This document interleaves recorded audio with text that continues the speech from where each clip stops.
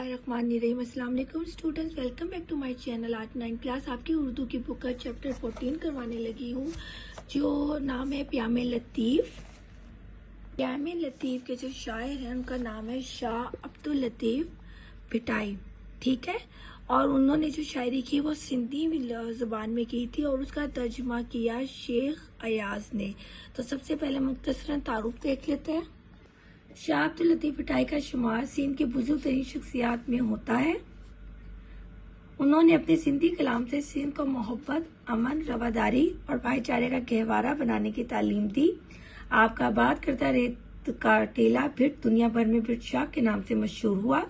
आपकी सिंधी शायरी का मजमुआ शाह जो रसालू के नाम से शाया हुआ, जिसका मंजूम उर्दू तर्जुमा शेख अयाज ने किया। शामिल किताब इक़्तिबास शाह जो रसालू के एक हिस्से से मुस्ताद चंद अशार का मंजूम उर्दू तर्जुमा है। तो ये जो मैंने मार्क किया यहाँ से लेकर यहाँ तक, फिर आपने इस लाइन को करना है यहाँ से लेकर यहाँ तक, फिर यहाँ से यहाँ तक आपने इसको मुख्तसरन तारुफ के तौर पर शाह अब्दुल लतीफ़ का लिख सकते हैं आप। उसके बाद देखिए शेख अयाज। शेख अयाज जिनका पूरा नाम शेख मुबारक अली है, उनकी जाए विलादत सुबह सिंध का शहर शिकारपुर है। आपके वालिद ग्रामी का नाम शेख गुलाम हुसैन था, ठीक है। यहाँ से लेकर यहाँ तक आप इस लाइन को कर लो। उसके बाद यहाँ पे आए, आपका पहला अदबी कारनामा शिकारपुर से अदबी रसाले आगी कदम का अजरा था। शेख अयाज को उनकी अदबी खिदमात की बिना पर हुकूमत पाकिस्तान की तरफ से हलाल इम्तियाज का एजाज दिया किया। आपने कराची में वफात पाई, मगर आपको शाह अब्दुल लतीफ़ भिटाई के साथ बेपनाह अकीदत की बिना पर उनके मजार के नजदीक ही सुपुर्द खाक किया गया। शेख अयाज का शुमार जदीद सिंधी अदब के बानियों में किया जाता है।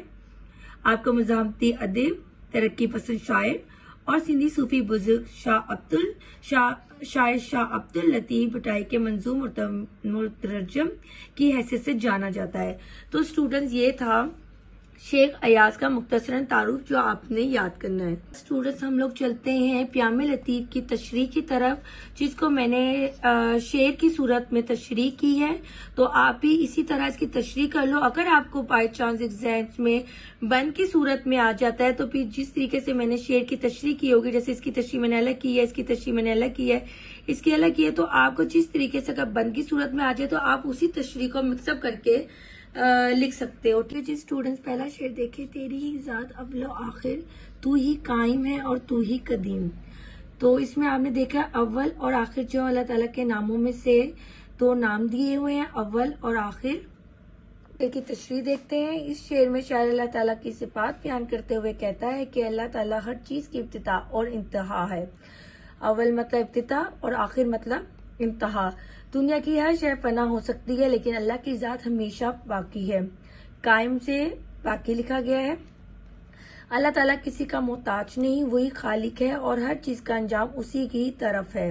ये शेर हमें याद दिलाता है कि अल्लाह ताला की जात हमारी सोच से कहीं बुलंद है। इंसान को अपनी जिंदगी अल्लाह की रजा के मुताबिक गुजारनी चाहिए ताकि दुनिया और आखिरत में सुरखरू हो सके। तो नेक्स्ट देखो आप, तुझसे वाबस्ता हर तमन्ना है, तेरा ही आसरा है रब्बे करीम।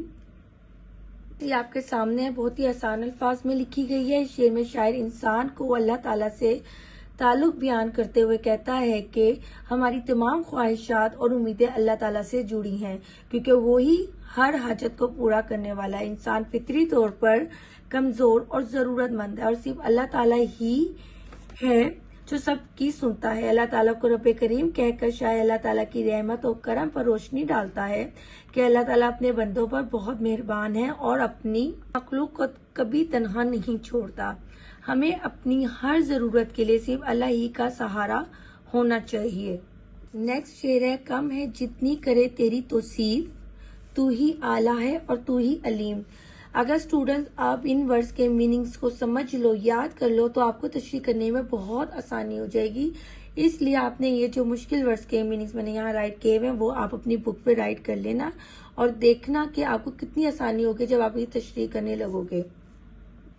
इस शेर में शायर अल्लाह ताला की तारीफ बयान करते हुए कहता है कि अल्लाह ताला की तारीफ और तौसीफ जितनी भी की जाए वो उसकी अजमत के मुकाबले में हमेशा नाकाफी होगी, क्योंकि अल्लाह ताला की सिफात बेशुमार और लामहदूद हैं। अल्लाह ताला ही सबसे बुलंद, अजीम और इल्म वाला है। वो कायनात की हर छोटी बड़ी चीज को जानता है। शायर कहता है कि अल्लाह की कुदरत और सिफात की तारीफ के लिए हमारी जुबान और अल्फाज महदूद हैं। वो अपनी हिकमत और कुदरत से हर चीज को बेहतरीन अंदाज में चलाने वाला है। नेक्स्ट देखें, वाली शुश जहात वाहिद जात राजी के कायनात रब्बे रहीम। शायर अल्लाह ताला की कुदरत और हुक्मरानी का जिक्र करते हुए कहता है कि वो हर सिमत का मालिक है। यहाँ शुश जो है वो 6 तरफ को बोलते हैं, 6 तरफ मतलब 6 सिमतें, ठीक है। तो जितनी भी सिमतें हैं तो हर सिमत का मालिक कौन है? वो अल्लाह ताला है। दुनिया की हर चीज उसके अख्तियार में है और उसका हुक्म हर जगह पर चलता है। शायर अल्लाह ताला की तौहीद का जिक्र करते हुए कहता है, अल्लाह तमाम मखलूक का खालिक है। वो एक है, इसका कोई शरीक नहीं। वो कायनात में मौजूद तमाम मखलूक को रिस्क उनकी जरूरत के मुताबिक देता है। हमारा रब अपनी मखलूक पर निहायत मेहरबान है। वो कायनात का राज़िक और अपनी रहमत से मखलूक की जरूरियात पूरी करने वाला मेहरबान रब है। इसके बाद स्टूडेंट्स नेक्स्ट शेर देखें, ईमान कामिल के साथ जिसने भी दिल से माना जुबान से जाना, ठीक है। इसकी तशरीह देखें। इस शेर में शायर ईमान की तकमील के लिए 2 अहम पहलुओं को बयान करते हुए कहता है कि मुकम्मल ईमान वाला वो है जो शख्स दिल से अल्लाह ताला पर यकीन रखे और जुबान से इसका इकरार करे। ये शेर ईमान की गहराई और इखलास को वाज़ेह करता है कि दिल से अल्लाह को एक मानना और उसके अहकामात को कबूल करना ही काफी नहीं, बल्कि जुबान से इसकी गवाही देना और अमली इज़हार करना भी कामिल ईमान में शामिल है। जिसकी खातिर बनी है ये दुनिया, उस मोहम्मद सल्लल्लाहु अलैहि वसल्लम का मर्तबा जाना। इस शेर में शायर हज़रत मोहम्मद सल्लल्लाहु अलैहि वसल्लम की अज़मत और मुकाम को बयान करते हुए कहता है कि ये दुनिया अल्लाह ताला ने जिस अजीम हस्ती की वजह से बनाई है वो हज़रत मोहम्मद सल्लल्लाहु अलैहि वसल्लम है। आप सल्लल्लाहु अलैहि वसल्लम पूरी इंसानियत के लिए रहमत हैं। इस शेर में शायर कहता है कि नबी करीम सल्लल्लाहु अलैहि वसल्लम की शान और मर्तबे को समझना और मानना ईमान का हिस्सा है। नबी करीम सल्लल्लाहु अलैहि वसल्लम की तालीमात ने और इखलाक ने पूरी दुनिया को रोशनी दी और हिदायत दी। शायद नबी करीम सल्लल्लाहु अलैहि वसल्लम से मोहब्बत, अकीदत और तालीमात पर अमल करने की तरकीब देता। अगला शेर देखें, फोकियत इसको दूसरों पे मिली, अपनी हस्ती को उसने पहचाना। तशरीह नोट करें। शेर में शायर इंसान की कामयाबी की वजह बताते हुए कहता है कि किसी शख्स को दूसरे पर बरतरी इसलिए हासिल होती है, तो यहाँ पे फोकियत का जो मीनिंग है वो बरतरी है, क्योंकि वो अपने वजूद को, अपने मकसद जिंदगी और अपनी सलाहियतों को पहचान लेता है। ऐसा शख्स दूसरों पर इंसान नहीं करता, बल्कि अपनी काबिलियत से और साबित कदमी से दुनिया में कामयाब और बुलंद मुकाम हासिल करता है। ये शेर हमें पैगाम देता है कि कामयाबी और बरतरी दूसरों से मुकाबला करने में नहीं, बल्कि अपनी हकीकत और सलाहियतों को पहचान कर इन पर अमल करने में है। जिसने उस कादिर हकीकी को वहदा ला शरीक है जाना। इस शेर में शायर अल्लाह ताला की कुदरत का जिक्र करते हुए कहता है कि जो शख्स अल्लाह ताला को सा ताकतवर समझता है, इकरार करता है कि अल्लाह ताला एक है, इसका कोई शरीक नहीं, वही सच्चा ईमान वाला है। अल्लाह ताला अपनी जात में मुकम्मल है। शायर अल्लाह ताला की तौहीद पर जोर देते हुए कहता है कि जब इंसान अल्लाह ताला की हकीकी कुदरत और उसकी बेमिसाल जात को समझता है तो वो सिर्फ उसी का इबादत गुजार बनकर जिंदगी गुजारता है। सेम उसी तरह के अगर ये 2 अशार आपको बन की सूरत में आ जाते हैं तो आपने बिल्कुल कंफ्यूज नहीं होना। इसकी तशरीह आपने सिंपल इसी तरीके से करनी है कि शेर में शायर कामयाबी की वजह बताते हुए कहता है कि इंसान वही कामयाब है जो अपनी वजूद को पहचान लेता है, जो इस बात पे यकीन रखता है कि ऐसा ताकतवर अल्लाह ताला, इसके सिवा कोई माबूद नहीं, इसका कोई शरीक नहीं, तो वही कामयाब इंसान है। वो दुनिया में भी कामयाबी हासिल करता है, वो आखिरत में भी सुरखरू हो जाता है और वो अपनी सलाहियतों को इस्तेमाल में लाकर खुद मुख्तारी की जिंदगी गुजारता है। स्टूडेंट अगले शेर को देखो, संगरेजों से भर लिया दामन, गोहर बेबहा को छोड़ दिया। इस शेर में शायर दुनिया और आखिरत के दरमियान फर्क को बयान करते हुए संगरेज मतलब दुनियावी चीजों की तरफ इशारा करते हुए कहता है कि इंसान अपनी पूरी जिंदगी दुनियावी चीजों को जमा करने में गुजार देता है। जैसे मालो दौलत, शोहरत या आर्जी खुशियां। और गोहर बेबहा मतलब रूहानी तरक्की और अब्दी कामयाबी को भूल जाता है। अब्दी मतलब आज जो हमेशा रहने वाली है, आखिरत की कामयाबी को भूल जाता है। गोहर बेबहा अल्लाह की रजा और आखिरत की कामयाबी को जाहिर करता है। शायर शेर में पैगाम देता है कि इंसान को दुनियावी लज्जतों और आर्जी चीजों के बजाय आखिरत की नेमतों और कामयाबी के लिए कोशिश करनी चाहिए। अगला शेर है, मौजे तूफान मासियत ने मेरी कश्ती के रुख को मोड़ दिया। इस शेर में शायर अपनी जिंदगी में आने वाली मुश्किलात और गुनाहों की कसरत को इस तरह बयान करता है जैसे तूफान ने कश्ती का रुख बदल दिया हो। यानी उसकी जिंदगी में इतने गुनाह हैं जैसे कि कोई तूफान ही आ जाता। उस तरीके से गुनाहों की शिद्दत है उसकी जिंदगी में। और उन गुनाहों ने क्या किया है, जैसे आप समंदर में हैं, जहाज में सफर कर रहे हैं और एकदम तूफान आ जाता है और आपकी कश्ती का रुख मुड़ जाता है, मतलब कि आप सीधे रास्ते से भटक जाते हो। इसका मतलब ये है कि गुनाह इंसान को अल्लाह ताला की हिदायत से दूर कर देते हैं। शायर ने अपने गुनाहों के सिरात को समंदर के तूफान से तशबीह दी है, जिसकी वजह से वो सीधा रास्ता भूल चुका है। ये शेर हमें पैगाम देता है कि इंसान को गुनाहों से बचने और अपनी जिंदगी को दुरुस्त रास्ते पर रखने की कोशिश करनी चाहिए ताकि वो अल्लाह ताला की रजा और हिदायत को हासिल कर सके। लास्ट शेर है, खाए वो अहद जिसको ए मालिक अपनी गफलत से मैंने तोड़ दिया। नोट करें, इस शेर में शायर अल्लाह ताला से किए गए वादे को याद करते हुए अफसोस करता है कि उसने अपनी गफलत और लापरवाही की वजह से वो वादा तोड़ दिया। यहाँ अहद से मुराद वो वादा है जो इंसान अल्लाह ताला से करता है कि वो अपनी जिंदगी अल्लाह ताला के अहकामात और रजा के मुताबिक गुजारेगा।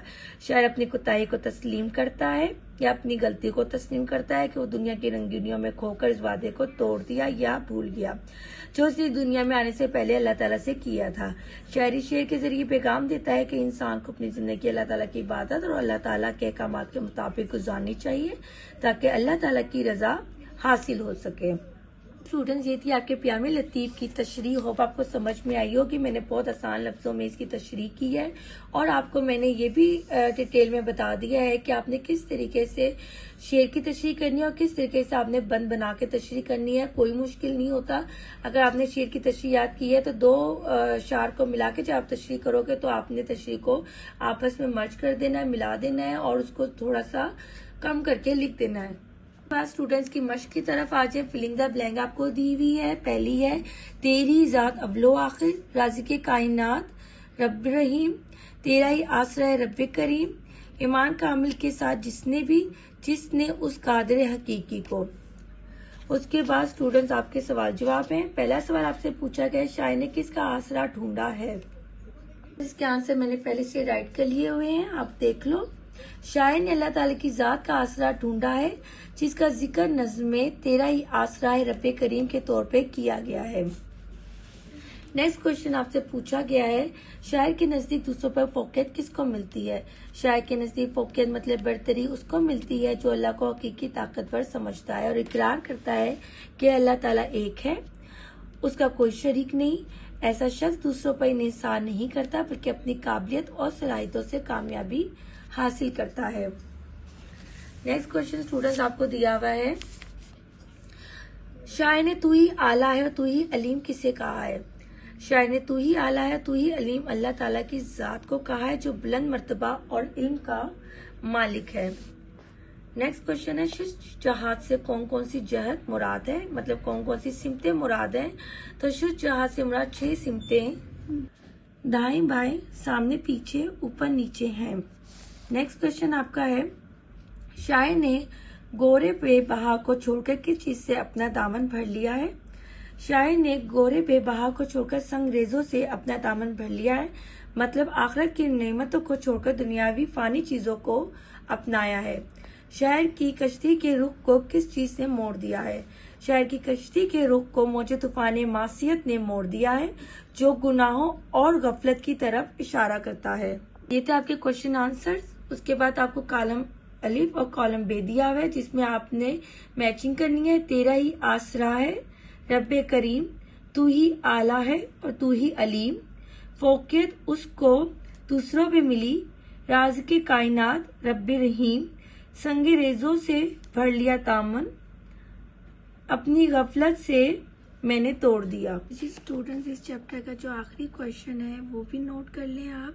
नज़म प्यामे लतीफ़ के तज़े अल्फाज को अपने जुमले में से इस्तेमाल करें कि इनका तज़कीर व तानीस वाज़ेह हो जाए। तो पहला वर्ड आपको दिया हुआ है आसरा। आपने बताना है ये मुज़क्कर है या मोनस। मैंने आपके लिए पहले से लिख दिया हुआ था, आसान लफ्जों में इसका मैंने जुमले बना दिए हैं। आसरा होता है मुज़क्कर। हमें हर मुश्किल में सिर्फ अल्लाह का ही आसरा होता है। तमन्ना मोनस। मेरी तमन्ना है कि मैं इम्तिहान में अव्वल आऊं। तौसीफ मोनस। अल्लाह ताला की जितनी तौसीफ की जाए कम है। राजिक मुज़क्कर।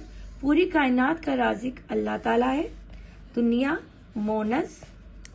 ये दुनिया तरह तरह की नेमतों से भरी है। कश्ती मोनस। मेरी कश्ती बहुत खूबसूरत है। अहद मुज़क्कर। इसने अपना अहद पूरा किया। मौज मोनस। समंदर की मौजें बहुत तेज थी। ये था आपका चैप्टर प्यामे लतीफ। होप आपको समझ में आया होगा। कोई भी इससे रिलेटेड क्वेश्चन हो आप मुझे कमेंट कर सकते हो और इसको अच्छे से लर्न करना। मेरे चैनल को सब्सक्राइब जरूर करिएगा। अपना ख्याल रखना। अल्लाह हाफिज।